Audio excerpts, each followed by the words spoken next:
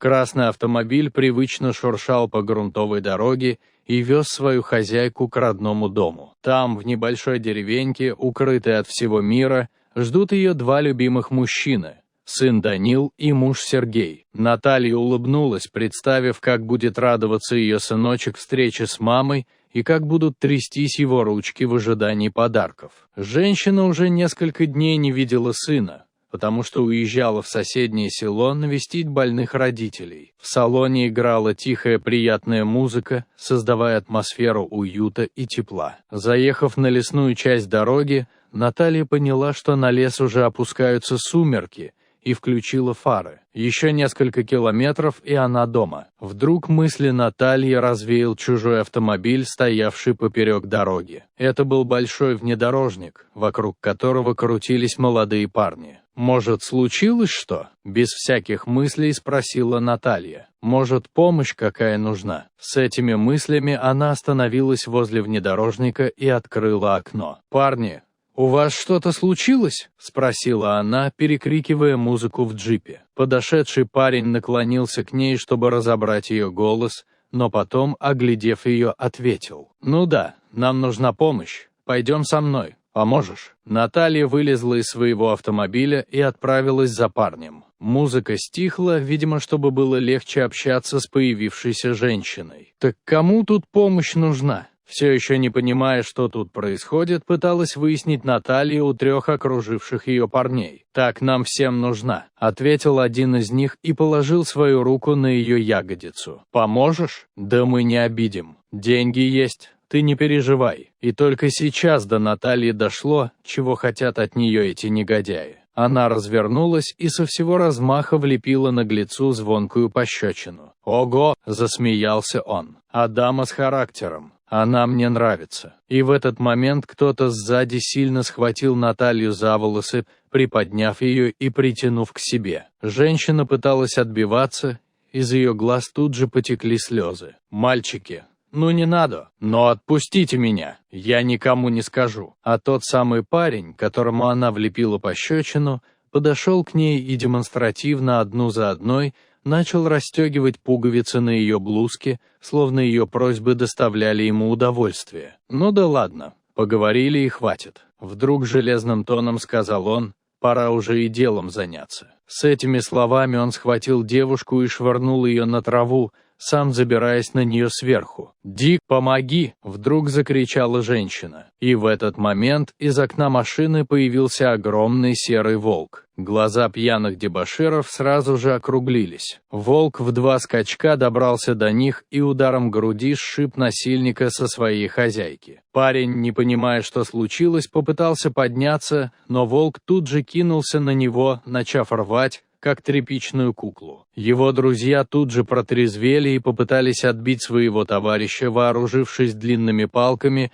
подобранными здесь же в лесу. Но Дик, развернувшись к ним и оскалив клыки, тут же переубедил их в этой затее. Видя ярость волка, парни бросили свое оружие и попытались бежать. Но Дик тут же настиг одного из них, повалив на землю и пытаясь вцепиться ему прямо в горло. Второй негодяй успел запрыгнуть в машину и закрыть за собой дверь, заблокировав все замки. Поднявшись, Наталья поправила разорванную одежду и скомандовала волку: «Дик, хватит, не надо!» Волк послушно отошел от своей жертвы, все еще не спуская глаз с окровавленного мужчины. «Охраняй, Дик!» – скомандовала женщина, пытаясь отыскать свой телефон, и волк послушно сел возле злодеев. Примерно через час приехали машины полиции и скорой помощи. Участковый зафиксировал все обстоятельства произошедшего, а медики оказывали помощь пострадавшим подонкам. «Что ж, тут мне все понятно», — сказал подошедший полицейский. Ранее судимый гражданин в состоянии алкогольного опьянения в сговоре со своими подельниками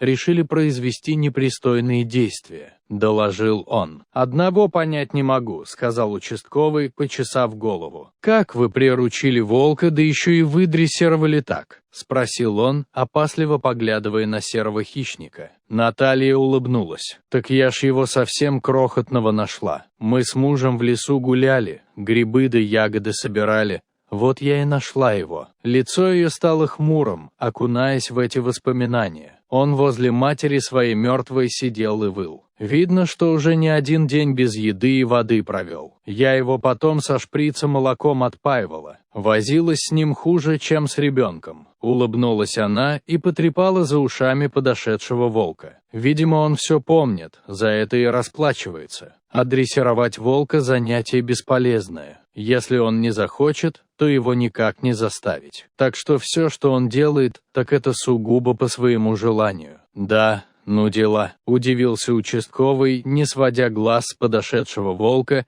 и стараясь незаметно отодвинуться от него, не подавая виду, что ему страшно. «Ладно, все, что мне нужно, я зафиксировал. Можете быть свободны. Если понадобитесь, я вас вызову», — сказал он, и, развернувшись, быстро зашагал к своему автомобилю. Наталья невольно улыбнулась, глядя на такую реакцию стража порядка. «Что, Дик, поедем домой?» — спросила она у своего серого попутчика. И тот, словно поняв, о чем она говорит, тут же нырнул на заднее сиденье автомобиля. Сидя на собственной кухне, уже приняв ванну и уложив сына спать, Наталья смотрела на беспокойные глаза мужа. «Нет, ну как они могли?» — все еще негодовал он. «Если бы не Дик, то и подумать страшно». Он посмотрел на спящего в углу волка. Наталья положила ладонь на руку мужа и слегка улыбнулась. «Да успокойся, все же хорошо. Спасибо нашему волчонку. А я больше не буду такой дурой и не буду каждому встречному верить», — пообещала она Сергею. Мужчина приобнял жену и виноватым голосом сказал: «Помнишь? А я ведь еще против был, чтобы ты его с собой из леса тогда забрала». «Помню», — смеясь подтвердила Наталья. «Мы тогда еще с тобой чуть из-за этого не поругались. А он, погляди, каким другом и охраной нам стал». Сергей молча кивнул головой, подтверждая свою неправоту. После этих слов Дик вдруг поднял морду и одобрительно тявкнул. «Вот и Дик подтверждает», — засмеялась Наталья, еще крепче обнимая своего мужа. Дорогие зрители, если вам понравилось это видео, то ставьте лайк и подписывайтесь на наш канал. До свидания.